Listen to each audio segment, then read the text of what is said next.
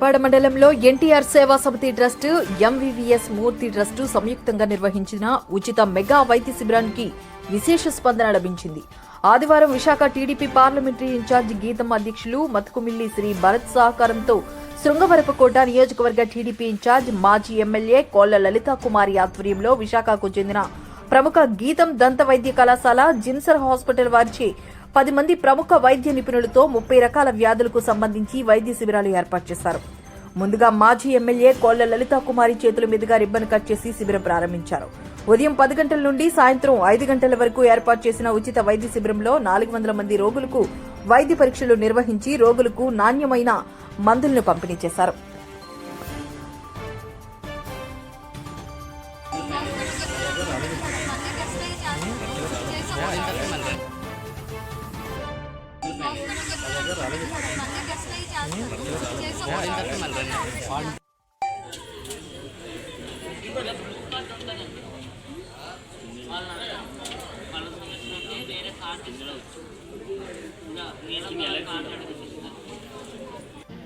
అందరూ కూడా వచ్చి ఈ వైద్య సేవలు అందుకోవాలని, సద్వినియోగం చేసుకోవాలని, ఏదైనా అనారోగ్యం ఉంటే మరి అలాగే మెడికల్ కాలేజీకి వెళ్ళి కూడా మరి భాగస్వామ్యం అవ్వాలని, మరి మన నియోజకవర్గం సంబంధించి కొత్తవలస మండలం పాత సుంకరపాలెం ఒక పేద కుర్రాడికి వైద్య సేవల కోసం ఆపరేషన్కి అవసరం పడితే శ్రీ భరత్ బాబు గారు ఉచితంగా కూడా వారికి ఆపరేషన్ కూడా చేయించి ఇంటికి పంపించడం జరిగింది. మరి ఆ దిశగా కూడా సేవలు అందుకోవాలని మన ఎస్కోట్ నియోజకవర్గ ప్రజలని నేను కోరుతున్నాను. మన అందరి తరఫున శ్రీ భరత్ బాబు గారిని ప్రత్యేకంగా అభినందిస్తాను.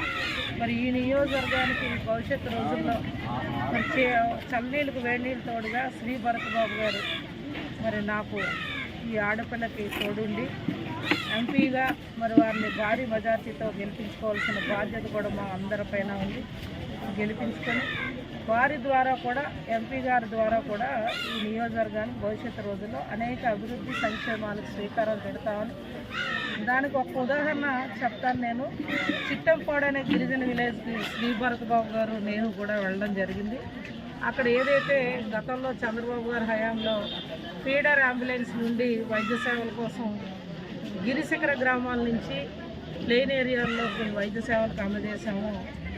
దురదృష్టం ఈ ప్రభుత్వం, ఈ ముఖ్యమంత్రి వాటన్నిటినీ కూడా నిలుపుదల చేసిన కారణంగా మరి గత కొన్ని నెలల ముందు చిట్టంపాడులో ఒక గంగులు భార్య గంగమ్మ వాళ్ళ కొడుకుని వైద్య సేవలు అందక చనిపోవడం, మరలా ఇంకొక చిన్నారు కూడా వైద్య సేవ అందక చనిపోవడం, సో 3 చనిపోవడం, ఇది చాలా విషాదం.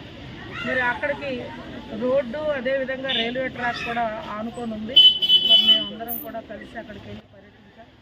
భవిష్యత్తు రోజుల్లో ఆ చిట్టంపాడుకు రోడ్డు వేయాలంటే మరి ఎమ్మెల్యేగా ఉన్న నాకు, ఎంపీగా మరి భరత్ బాబు గారు ఇద్దరు ఉంటే ఆ పని అనేది మేము చేయగలుగుతామని నాకు అపూర్వమైన నమ్మకం ఉంది.